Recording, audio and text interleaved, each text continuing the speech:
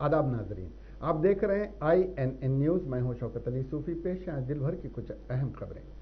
वज़ीर आज़म नरेंद्र मोदी ने कहा कि आज़ादी का अमृत महोत्सव का मतलब है आत्मनिर्भरता का अमृत, और ये बड़ी मसरत की बात है कि भारत का अमृत महोत्सव तारीखी दांडी मार्च की सालगिरह के मौके पर शुरू हो रहा है।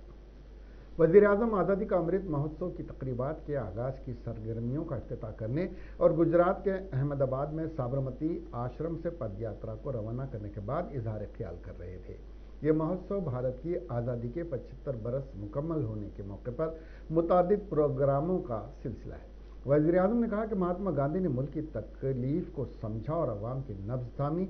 गांधी जी ने इस तहरीक को हर हिंदुस्तानी की तहरीक बनाया और ये हिंदुस्तान का अज़्म और अहद बन गया। मोदी ने कहा कि हमारे मुल्क में नमक की बहुत कदर है और यहाँ नमक का मतलब है ईमानदारी और आस्था। उन्होंने इस बात पर भी जोर दिया कि भारत सखाफत और रिवायत का एक खजाना रखता है जिस पर मुल्क सदियों से अमल पैरा है। इससे कबल वज़ीर आज़म नरेंद्र मोदी अहमदाबाद पहुंचे और गुजरात के गवर्नर आचार्य देवव्रत और वज़ीर आला विजय रूपानी के साथ साबरमती आश्रम गए। वज़ीर आज़म ने महात्मा गांधी को गुल हाय अक़ीदत नज़र किए और विजिटर बुक में अपने तासुरात कलमबंद किए।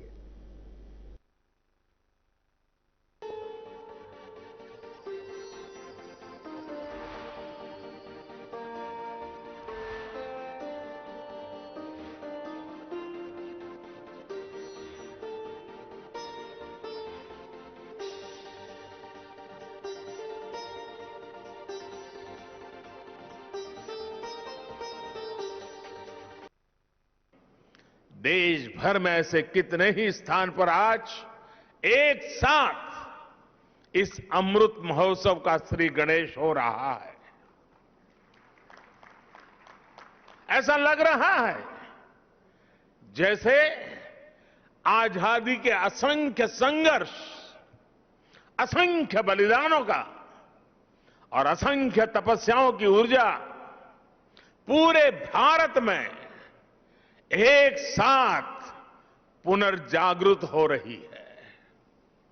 मैं इस पुण्य अवसर पर बापू के चरणों में अपने श्रद्धा सुमन अर्पित करता हूं। मैं देश के स्वाधीनता संग्राम में अपने आप को आहूत करने वाले, देश को नेतृत्व देने वाली सभी महान विभूतियों के चरणों में आदरपूर्वक नमन करता हूं, उनका कोटि कोटि वंदन करता हूं। मैं उन सभी वीर जवानों को भी नमन करता हूं जिन्होंने आजादी के बाद भी राष्ट्र रक्षा की परंपरा को जीवित रखा, देश की रक्षा के लिए सर्वोच्च बलिदान दिए, शहीद हो गए। जिन पुण्य आत्माओं ने आजाद भारत के पुनर्निर्माण में प्रगति की एक एक ईंट रखी, 75 वर्ष में देश को यहां तक लाए, मैं उन सभी के चरणों में भी अपना प्रणाम करता हूं। साथियों, जब हम गुलामी के उस दौर की कल्पना करते हैं जहां करोड़ों करोड़ लोगों ने सदियों तक, देश भर में ऐसे कितने ही स्थान पर आज एक साथ इस अमृत महोत्सव का श्री गणेश हो रहा। रियासती गवर्नर डॉक्टर तमिलिसाई सौंदरराजन ने मुल्क की आज़ादी की 75वीं सालगिरह आज़ादी का अमृत महोत्सव के मौके पर वरंगल के हनमकुंडा ग्राउंड में कौमी परचम लहराने और परेड को सलामी लेने के बाद खिताब करते हुए मुजाहिदे आज़ादी महात्मा गांधी की खिदमत को और मुल्क की आज़ादी के लिए की जाने वाली जद्दोजहद को ज़बरदस्त ख़िराज अक़ीदत पेश करते हुए बताया कि वज़ीर आज़म नरेंद्र मोदी ने मुल्क भर में मुल्क की आज़ादी और डंडी यात्रा की 75वीं सालगिरह मनाने का फैसला किया।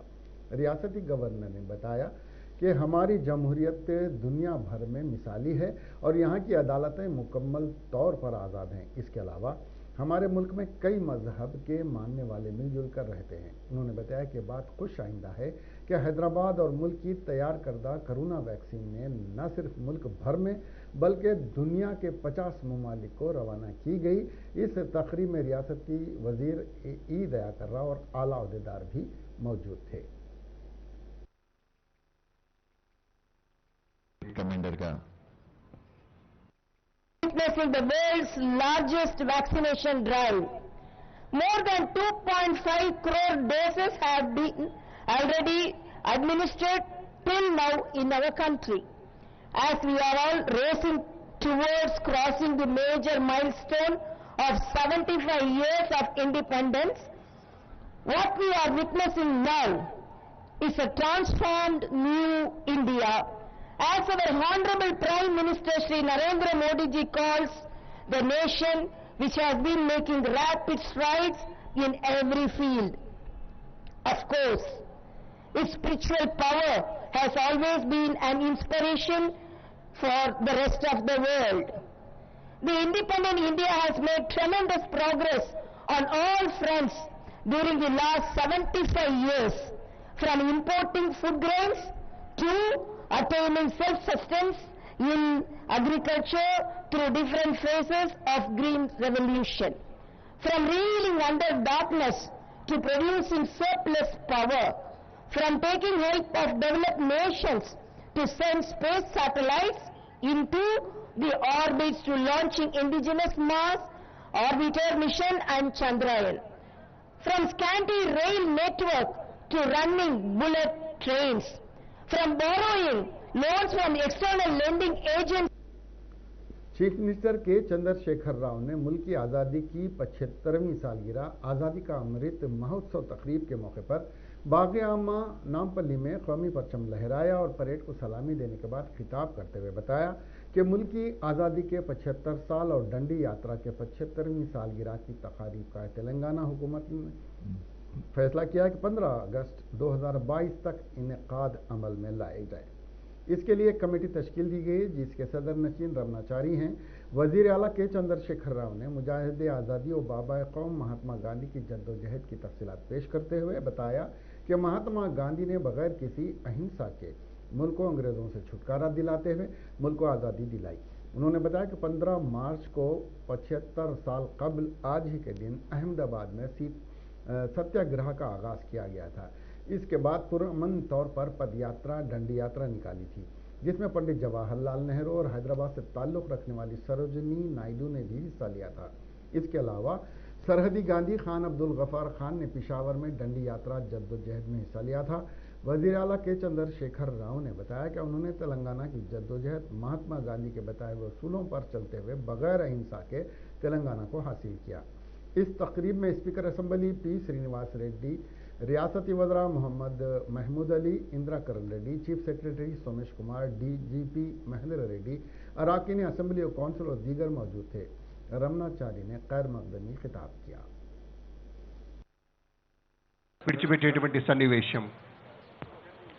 The Chief Minister will now release the tricolor balloons, after which the national anthem will be played. I request the august gathering to please rise for the national anthem and to remain seated until the Chief Minister leaves the venue. Thank you. Tricolour balloons ని గాలిలోకి వదిలారు ముఖ్యమంత్రి వర్యులు. అసత్యం నుంచి సత్యం వైపు, చీకటి నుంచి వెలుతురులోకి, మృత్యువు నుంచి అమృతత్వం వైపు నడిపించేదే గాంధీ తత్వం. మహాత్ముని మహనీయ వారసత్వానికి అహింసాయుతమైనటువంటి శాంతియుతమైన పంధాలో ప్రజలు ఉద్యమించాలి అనేటువంటి ఒక నినాదం కొంతమంది ఉద్రేకపరులకు కొంత నిరాశ కలిగించింది.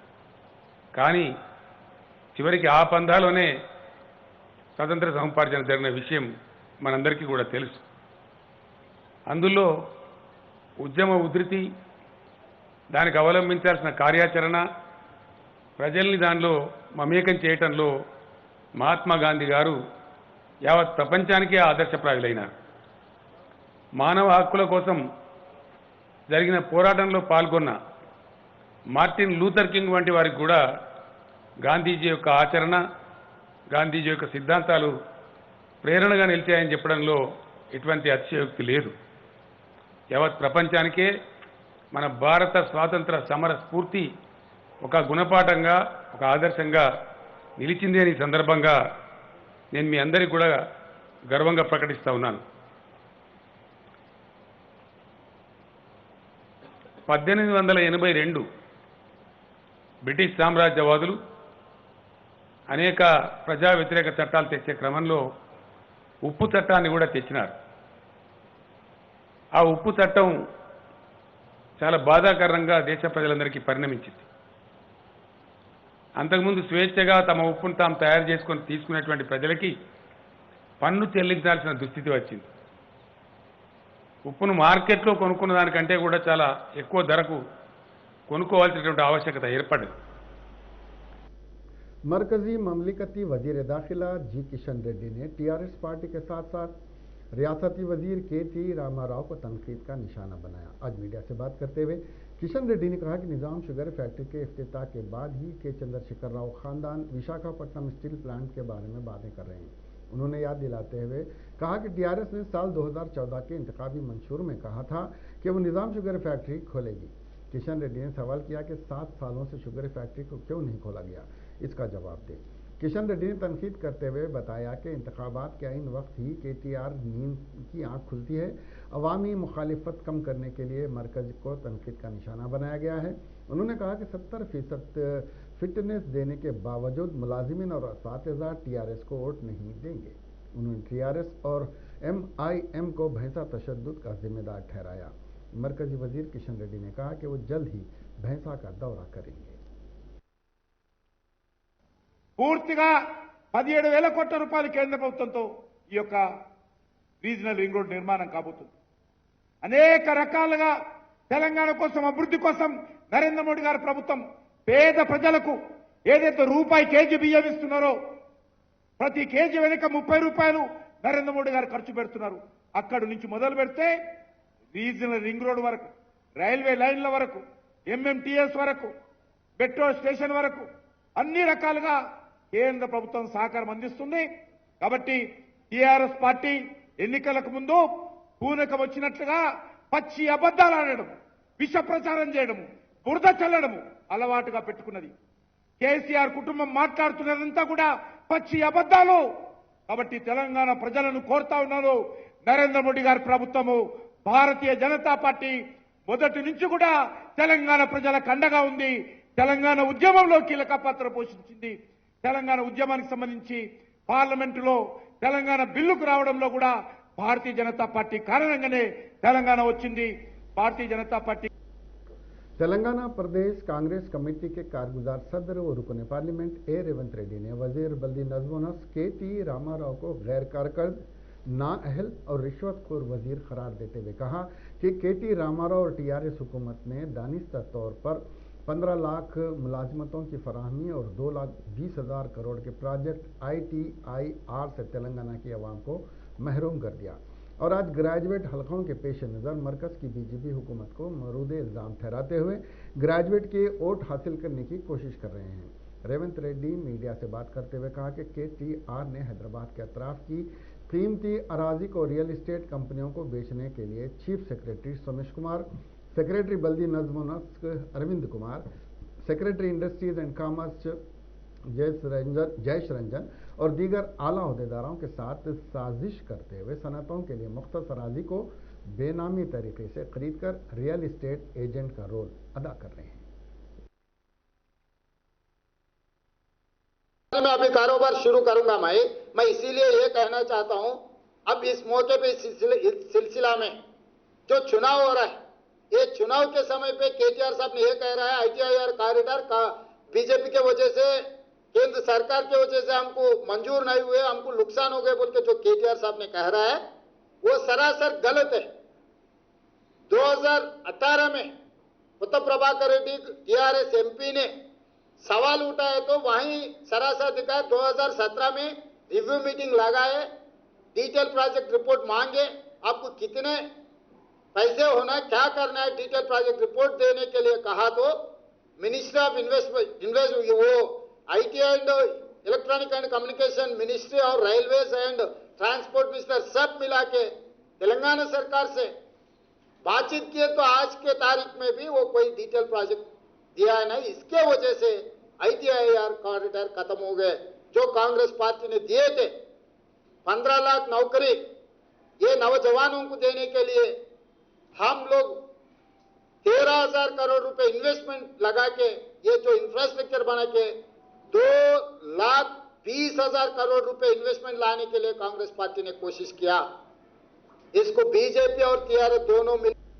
तर्जुमान तेलंगाना प्रदेश कांग्रेस कमेटी जी निरंजन रेड्डी ने कांग्रेस की जानिब से ऐलान किया कि 15 मार्च से 75 हफ्तों तक मुल्क की आज़ादी की तकारीब का एहतमाम किया जाएगा, जो अमृत उत्सव से मौसूम है। आज मीडिया से बात करते हुए निरंजन ने कहा कि मुल्क की आज़ादी के हीरोज महात्मा गांधी जी, पंडित जवाहरलाल नेहरू, मौलाना अबुल कलाम आज़ाद और दीगर कायदीन की खिदमत से अवाम को वाकिफ करवाया जाएगा। निरंजन ने कहा कि वज़ीर आज़म नरेंद्र मोदी और वज़ीर आला के चंद्रशेखर राव अवाम को यह बावर कराने की नाकाम कोशिश कर रहे हैं कि मोदी के बगैर इंडिया और KCR के बगैर तेलंगाना का वजूद नहीं है। कांग्रेस पार्टी का फाइट के वजह से, कांग्रेस पार्टी का सैक्रिफाइसेस महात्मा गांधी जी के सरपरस्ती में सुभाष चंद्र बोस, नेहरू, मौलाना अबुल कलाम आजाद आदि दिग्गज नेताओं के सैक्रिफाइसेस से अपने को आजादी मिला और उस आजादी के फल आज अपन हासिल कर रहे। इस मौके पर मैं तेलंगाना के 2 ग्रेजुएट कॉन्स्टिट्यूएंसीज के वोटर्स से अपील करता हूं कि आप सोचिए एक बार इस पार्टी का चरित्र को, इस पार्टी का सैक्रिफाइसेस को। और रियासत की 11 यूनिवर्सिटीज़ की कॉन्ट्रैक्ट असातिज़ा एसोसिएशन ने TRS MLC उम्मीदवार के लिए अपनी खिदमत का ऐलान किया है। एसोसिएशन कायदीन के एक वफ़द ने जुमा के रोज़ रियासती वज़ीर ख़जाना हरीश राव को तायीद का ख़त हवाले किया। मज़कूरा एसोसिएशन के कायदीन ने वज़ीर हरीश राव से उनकी रिहाइश गाह पर मुलाकात करते हुए MLC इंतखाबात में TRS के उम्मीदवार वाणी देवी और पल्ला राजेश्वर रेड्डी की मुकम्मल हिमायत का ऐलान किया। इस मौके पर हरीश राव को हिमायत की एक कॉपी पेश की गई। बाद अज़ां उन्होंने कॉन्ट्रैक्ट असातिज़ा के मसाइल की एकसुई की हरीश राव से अपील की, जिस पर वज़ीर ने मसाइल की एकसुई के लिए KCR से नुमाइंदगी का तयक़ुन दिया। वज़ीर पुवाड़ा P. अजय ने कहा कि TRS की ज़ेर क़ियादत रियासत के तमाम शोबों में तरक्की की है और मुल्क में तेलंगाना सर फहरिस्त है। उन्होंने कहा कि हुकूमत बेरोज़गारों के हक़ में है और अब तक 30,000 से ज़्यादा जायदादों के तक़र्रुरात को यकीनी बनाया गया है। उन्होंने कहा कि सरकारी और खानगी शोबे में कई मौक़े फराहम किए गए हैं। नलगुंडा, वरंगल, खम्मम MLC इंतखाबात में TRS उम्मीदवार पल्ला राजेश्वर रेड्डी को कामयाब बनाने के लिए NRI पेरेंट्स एसोसिएशन के ज़ेर एहतमाम एक इजलास मुनक़िद हुआ। इस मौके पर वज़ीर पल्ला राजेश्वर रेड्डी और उनकी अहलिया ने शिरकत की। इस मौके पर पल्ला ने राजेश्वर रेड्डी ने खिताब करते हुए वोटर्स से उन्हें कामयाब बनाने की अपील की। जब तेलंगाना की तहरीक शुरू हुई तो TRS पार्टी के पास ना कोई पैसा था ना मीडिया पावर। वज़ीर KTR ने वाज़ेह किया कि KCR ने 3 ताकतवर सियासी क़ुव्वतों का सामना करके एक अलग रियासत हासिल की है।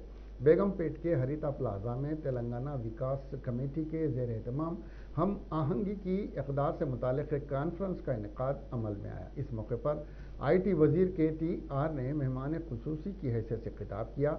वज़ीर KTR ने कहा कि मुझे खुशी है कि मैं गुज़िश्ता 10 दिन से तहरीक इत्तेहादियों से मुलाकात कर रहा हूँ। उन्होंने कहा कि 27 अप्रैल 2021 तक TRS पार्टी 2 दहाइयों को मुकम्मल करेगी। 1999 से 2000 के दौरान KCR सियासत में मामूली छवि रखते थे। इस वक्त उनकी उम्र 45 साल थी। बिल्कुल वही उम्र अब मेरी है उनकी। आज KCR ने रियासत तेलंगाना के क़याम के लिए सख्त मेहनत की और कई रुकावटों के बावजूद तश्कील तेलंगाना तहरीक को कामयाब हासिल किया। जयशंकर सर जैसे दानिशवरों ने तेलंगाना रियासत की उमंग को जिंदा रखा। KTR ने तश्कील तेलंगाना की तहरीक से मुताल्लिक़ कई एक मौज़ूआत पर रोशनी डाली। 1999-2000 సంవత్సరం ఆ ప్రాంతంలో KCR గారు ఆనాడు ఈరోజు వారి పేరు KCR గాని ఆనాడు వారి పేరు ఇక్కడ మెదక్ జిల్లా నుంచి ఉన్న మిత్రులకు తెలుసు. చంద్రశేఖరరావు గారు మాత్రమే చంద్రశేఖరరావు అనే పేరుతో మాత్రమే మెదక్ జిల్లాలోని మిత్రులందరికీ సుపరిచితం. బయట రాష్ట్ర వ్యాప్తంగా ఆనాడు ఆయన ఒక డిప్యూటీ స్పీకర్ గా మంత్రిగా రాష్ట్ర మంత్రిగా పనిచేసిన రాష్ట్ర వ్యాప్తంగా ఒక పెద్ద ఇమేజ్ ఉన్న నాయకుడు ఆనాడు కాదు. भारतीय जनता पार्टी के रहनुमा विजय शांति ने वजीर केटी रामाराव पर सख्त तनकीद करते हुए कहा कि वो विशाखापट्टनम स्टील प्लांट के खानगियाने के खिलाफ जारी तहरीक की तायीद कर रहे हैं और ज़रूरत पड़ने पर एहतजाज में शामिल होने की बात कर रहे हैं। ये सब इंतखाबी हथकंडे हैं और जुमलेबाजी के सिवा कुछ नहीं। उन्होंने कहा कि KTR MLCs चुनाव के लिए राय दहिंदों को राग़िब करने की कोशिश कर रहे हैं और यही जुमलेबाजी कर रहे हैं।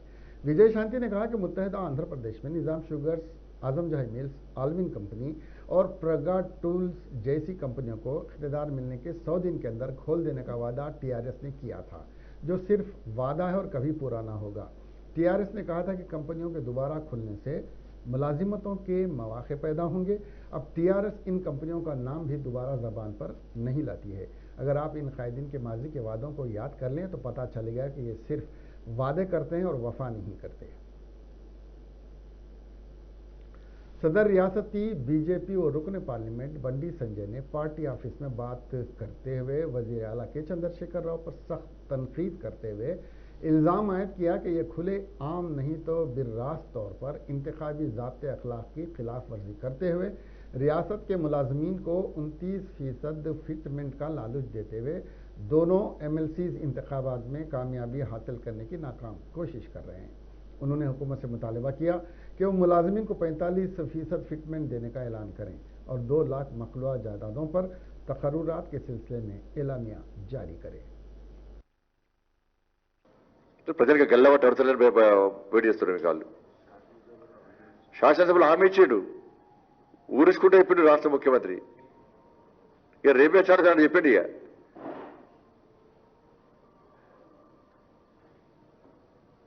గ్రేటర్ దుబ్బాక ఎన్నికల్లో ఇదే విధంగా చెప్పారు. బీజేపీ ఎక్కడుంది, బీజేపీ ఎక్కడుంది అని చెప్పి ఎక్కడుందో చూపెట్టినాడ. GHMC ఎన్నికల్లో అదే చెప్పారు.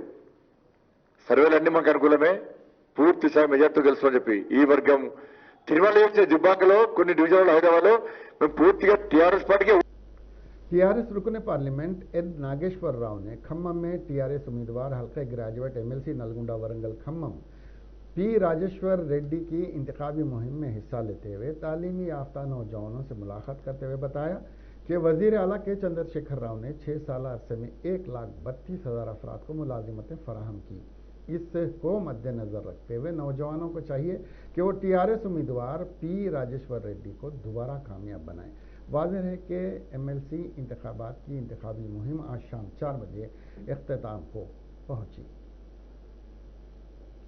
प्रदेश कांग्रेस कमेटी हैदराबाद अक़लियती सेल चेयरमैन समीर वलीउल्लाह ने कहा कि कांग्रेस जमात ने आज़ादी के बाद मुल्क को तरक्की देकर दुनिया के तरक्की याफ्ता ममालिक में मुल्क को खड़ा कर दिया। उन्होंने कहा कि आने वाले ग्रेजुएट जुमरे के हैदराबाद महबूबनगर रंगारेड्डी के कांग्रेस उम्मीदवार G चन्ना रेड्डी और खम्मम नलगुंडा वरंगल के उम्मीदवार रामुलु नायक की कामयाबी से अवामी मसाइल हल होंगे। ये दोनों कायदीन ऐवान में आवाज़ बुलंद करने का रिकॉर्ड रखते हैं। अक़लियती सेल चेयरमैन ने कहा कि TRS जमात मुसलमानों के लिए कुछ न कर सकी। 12% मुस्लिम तहफ़्फ़ुज़ात का नाटक करते हुए मुस्लिम वोट हासिल किए गए। उन्होंने कहा कि रियासत को सरसब्ज़ व शादाब बनाने का सहरा कांग्रेस को जाता है। KCR हुकूमत आज एक एकड़ अराजी को सैराब न कर सकी। समीर वलीउल्लाह ने ग्रेजुएट वोटर से पुरजोर अपील की कि वो कांग्रेस के उम्मीदवारों को कामयाबी दिलवाएं ताकि अवामी मसाइल की आवाज़ ऐवान में गूंज सके। विकाराबाद के बंतावारम मंडल में कर्ज से दबे हुए किसान ने जलती हुई रुई के ढेर में कूदकर खुदकशी कर ली, जिसकी शनाख्त 40 साला कुट्टापू श्रीनिवास की हैसियत से होती है। पुलिस ने बताया कि बुध को इस किसान ने रुई के जलते हुए ढेर में छलांग लगा दी थी, जिससे वो बुरी तरह झुलस गया और इसकी वजह से श्रीनिवास की मौत वाक़ हो गई। बताया जा रहा है कि श्रीनिवास रुई की काश्त किया करता था, वो मकरूज हो गया था।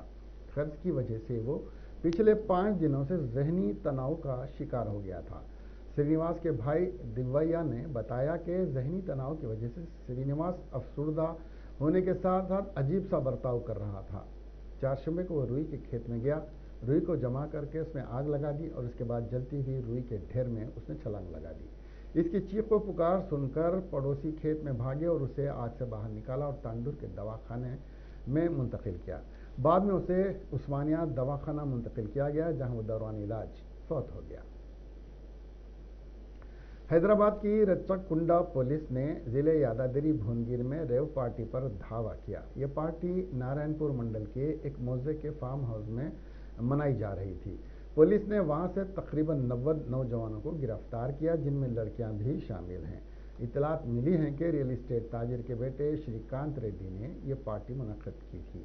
गांव वालों की जानिब से दी गई इतला पर पुलिस ने यह कार्रवाई करके 90 लोगों को गिरफ्तार किया।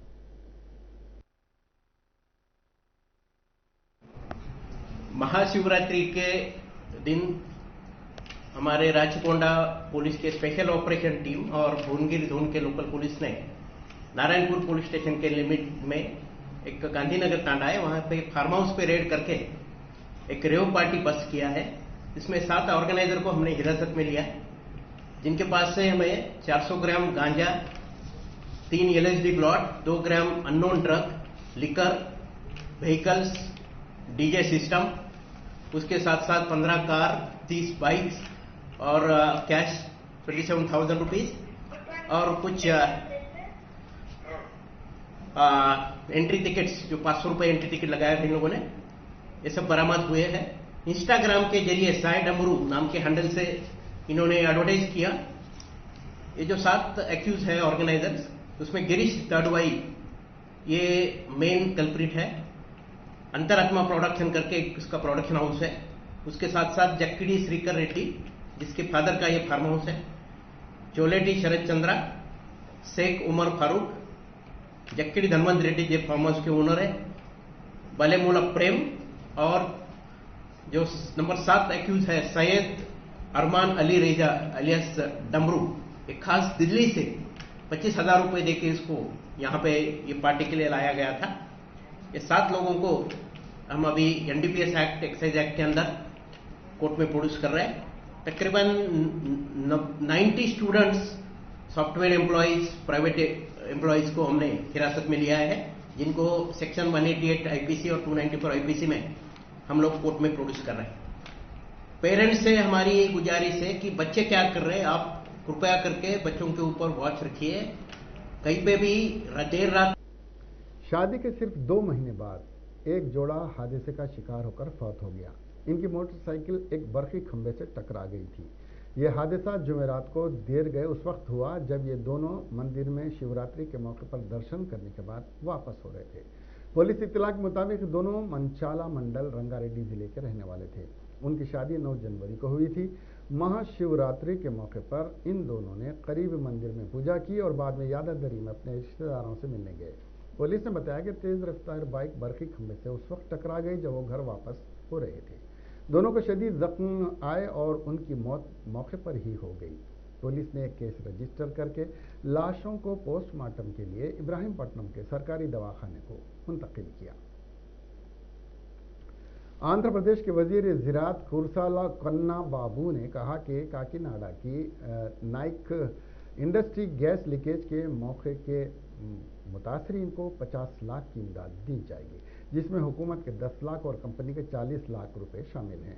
जख्मियों को 3 लाख की इमदाद दी जाएगी। मुतवफ़ी के लावाहिकीन में से किसी एक को मुलाजिमत और हुकूमत की जानिब से ज़मीन दी जाएगी। मुतासरा ख़ानदान की जानिब से इंडस्ट्री के मालिकान के साथ कामयाब बातचीत के बाद यह फैसला किया गया। जुमेरात को मशरक़ी गोदावरी ज़िले के काकीनाडा की बल्क दवाएं बनाने वाली कंपनी टाइक में ज़बरदस्त धमाका हुआ था। हादसे में 2 सुपरवाइज़र मौके पर ही फौत हो गए थे, जबकि 4 अफराद शदीद जख्मी हो गए। इत्तला मिलने के बाद वजीर करसाला Kanna Babu, collector D Muralidhar Reddy, SP Adnan Naeem Azmi और दीगर महकमों के अहदेदार मौके पर पहुंच गए थे। पंजागुट्टा फ्लाईओवर पर आग लगने का वाक़या पेश आया। फ्लाईओवर के निचले हिस्से के पिलरों पर लगाए गए सजावट के सामान में अचानक आग भड़क उठी, जिसके नतीजे में बड़े पैमाने पर धुआं फैल गया। आग लगने से राहगीरों को रास्ता अबूर करने में दुश्वारियों का सामना रहा। पुलिस ने इस रूट की ट्रैफिक को रोक दिया। इत्तला मिलते ही फाइटर्स मौके पर पहुंच गए। आग पर काबू पाया गया। अभी तक आग लगने की वजह मालूम नहीं हो सकी।